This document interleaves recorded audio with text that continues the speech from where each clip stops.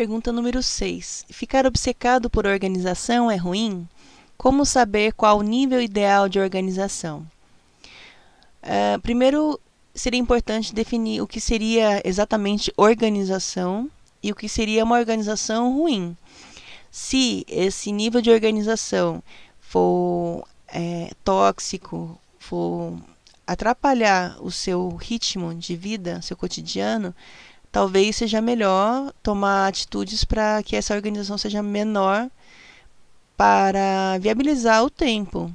Porque muitas vezes perdemos muito tempo organizando de forma não muito prática. Então, talvez seria importante fazer algum curso de organização para entender o que seria o esperado socialmente falando. Então, muitas vezes, essas dúvidas em relação a quanto organizar a vida e como organizar a vida podem ser bem respondidas com cursos específicos sobre organização do tempo. São cursos que são bastante indicados para esse fim. Pergunta número 7. Gostaria de saber técnicas e comportamentos que auxiliem a conseguir seguir de acordo com o planejado, para manter o foco e ter rotina. Existe uma forma bem interessante, que é você primeiro se conhecer melhor. Então, para o Ayurveda, cada pessoa tem uma conformação, uma formação individual, e de acordo com essa formação individual, é possível entender como ela organiza e planeja o seu dia, a sua vida. E essa questão de ter foco e rotina também tem a ver com o seu biotipo e como sua mente funciona.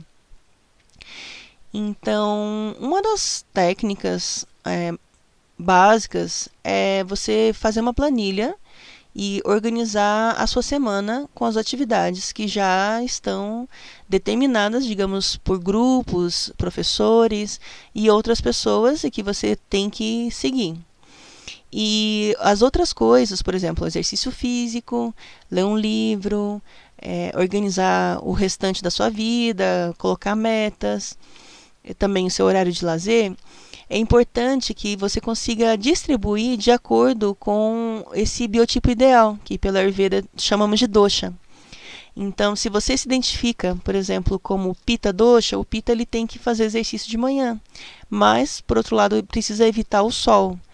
Se for Vata, pode ser que ele se exercite bem de manhã, só que precisa fazer exercícios mais calmos. Enquanto se você for Kapha, você vai conseguir fazer exercício em qualquer horário do dia, mas não vai ter muita vontade de fazer exercício. Então, a minha dica é, tente conhecer melhor qual que é o seu dosha. Existem testes, se você colocar teste de doshas na internet, vai ter várias opções. Faça umas em três sites diferentes. Tá? Inclusive tem uns muito bons sites em inglês, em espanhol, em alemão. Se você conseguir fazer em outras línguas, é bom também. E tente fazer esse teste de doshas como se você tivesse 8 anos de idade, 7, 8 anos, porque é quando nós estamos menos influenciados pelo ambiente. Então, desse modo, você vai entender melhor como é que cada dosha funciona e como você funciona. E dentro disso, você vai conseguir encaixar melhor o seu dia a dia, os seus trabalhos habituais.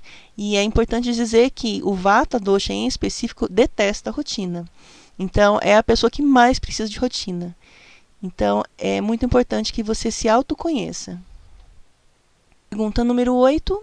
Como entender o que é essencial para a minha vida? Um dos pontos iniciais para entender o que é essencial para a vida é conhecer-se melhor.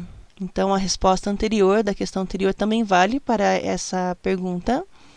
E a outra dica é você fazer uma lista de quais são os valores que você não abre mão. Então, por exemplo, liberdade, amor, amizade,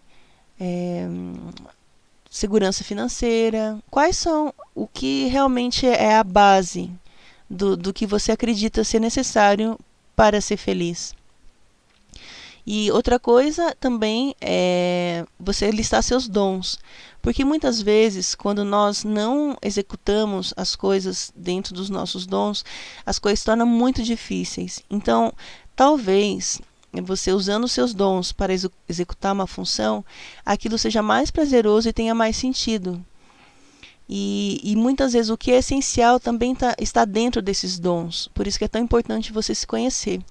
Os dons seriam as habilidades inatas, são coisas que você já sabe fazer, com pouca instrução, ou viu alguém fazendo e já aprende, ou tem muito interesse em aprender e consegue ir sozinho atrás de um caminho. Você pode até fazer cursos e contratar coaches, professores, mas você tem uma habilidade natural para esse caminho. Então, isso pode ser uma das coisas essenciais. Claro que quando a gente entra no campo da espiritualidade, tem coisas essenciais também que não são visíveis aos olhos. Por isso que é tão importante você meditar, você se autoconhecer. Novamente, a questão dos doshas pode te ajudar. E sempre buscar a espiritualidade, porque muitas vezes o que é essencial está justamente na espiritualidade que a gente deixa por último, na correria do dia a dia.